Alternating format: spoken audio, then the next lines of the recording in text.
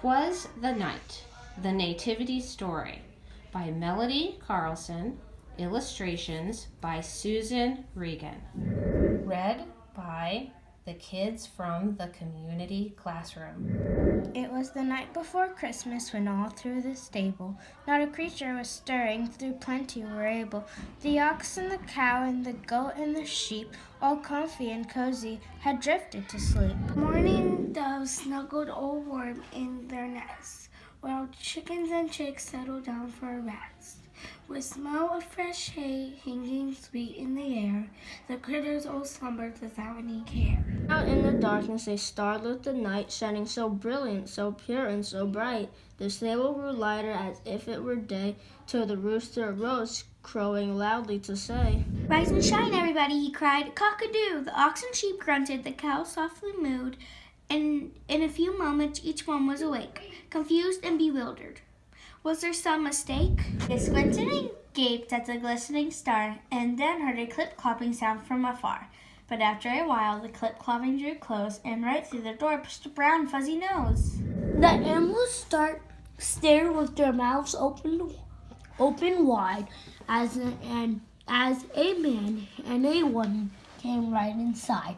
After heaping the hay to make her a bed, the man rolled a blanket to pillow her head. The woman looked weary and tired and warm, but she had been traveling since early morn, and there in the stable, still flooded with light, they settled back down for long winter's night. But just as the critters began to drift deep, a startling noise interrupted their sleep. The woman cried sharply like she was in pain, and all the critters awakened again. Waited and listened and watched with wide eyes. Then to their relief, they heard baby cry, so that was the problem. It wasn't real danger. They now smiled at the babe in their manger. Then just as it seemed, the excitement was done.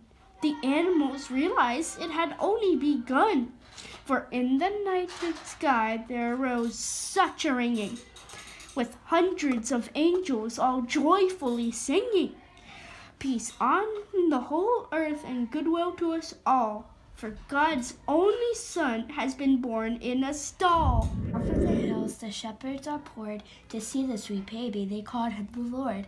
They wept and they worshipped and fell on their knees, praying and praising as long as they pleased. And off in the distance, 3 learned men smiled, then followed the stars that led to the child.